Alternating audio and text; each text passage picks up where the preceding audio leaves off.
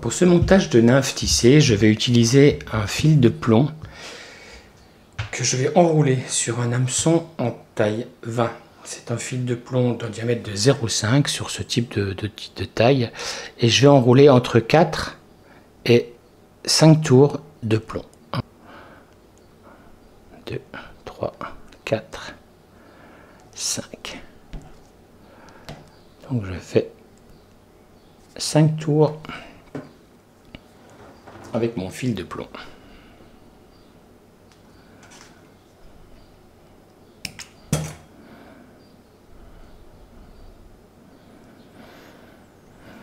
Ensuite, je prends une soie de montage noire. Et avec cette soie de montage, je vais fixer ce fil de plomb à l'avant du montage, puisqu'il sera positionné sous le thorax. Donc je le consolide bien. Et ensuite, je vais placer mes cercles. Alors les cercles sont en pardo, un pardo noir et blanc piqueté.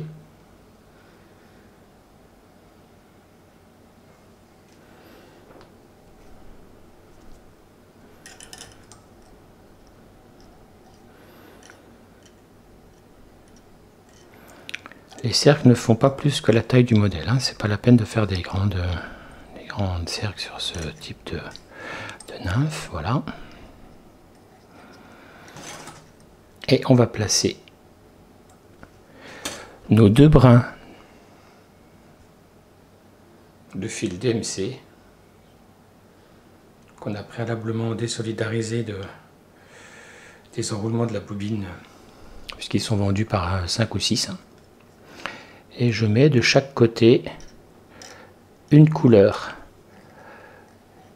claire pour le dessous et une couleur marron pour le dessus, puisque là l'idée c'est que je vais avoir un modèle qui sera marron sur le dos et blanc sur le ventre.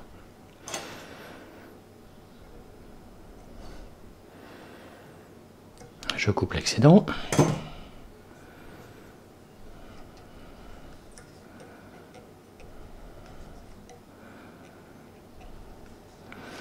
Et je vais être obligé pour ce montage de faire un petit nœud et de me séparer de mon fil de montage, parce que sinon il me gênerait pour la réalisation de mon tissage. Alors pour le tissage, j'ai 2 brins et je vais prendre le brin le plus clair que je passe devant le brin foncé. Je fais une petite boucle et je serre la boucle en maintenant le clair sous la hampe. Et on recommence le clair devant le foncé. Je fais une boucle et je mets le clair sous la hampe. Le clair devant le foncé. Je fais ma boucle, le clair sous la hampe. Et on continue. Le clair devant le foncé, je fais une boucle.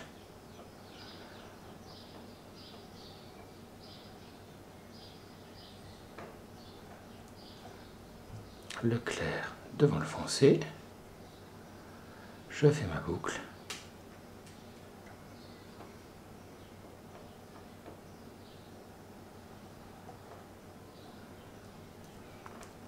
Le clair devant le foncé, et comme ça on se rend compte qu'on avance progressivement de la partie terminale de la nymphe jusqu'au niveau de la tête. Alors je vous rassure, on n'ira pas jusqu'à la tête, mais on va déjà aller au moins jusqu'au thorax. Et vous voyez que je serre la boucle au niveau de la moitié de la mouche pour que j'ai bien une partie séparée entre le dessus en foncé et le dessous en clair.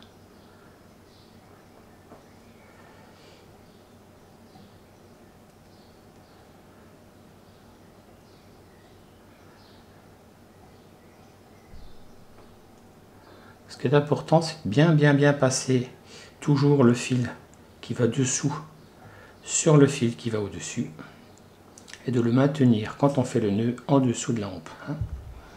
Après, vous pouvez changer les couleurs, évidemment, c'est quelque chose qu'avec l'habitude, vous allez pouvoir même vous amuser au niveau des variations. Allez, encore une fois, le clair sur le foncé dessus, et je serre. Et voilà. Alors, vous voyez que quand j'ai serré mon nœud, je me suis toujours arrangé pour que la petite partie là soit bien alignée. Et voilà. Maintenant, je reprends ma soie de montage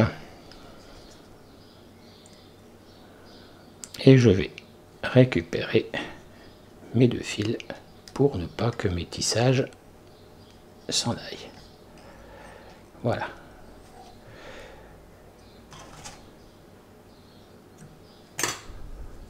Je garde l'excédent de fil parce qu'il va encore nous être utile pour des montages à venir. Je prends un petit biodoigt noir que je vais placer sur le dos de mon modèle parce que c'est ce que je vais utiliser pour me servir de sac à l'air. Je vais prendre maintenant quelques petites fibres de dubbing, un mélange d'ice dub et de dubbing de lièvre ou de lapin. Donc là c'est un gris clair, là aussi vous pouvez jouer sur les couleurs. Je fais mon petit thorax et je ramène mon bio sur le devant du modèle. Voilà.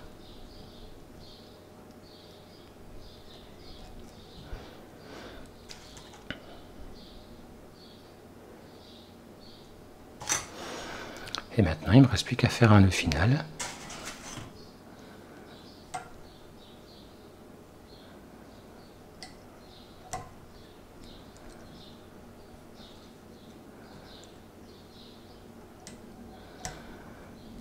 Et ma bouche est terminée.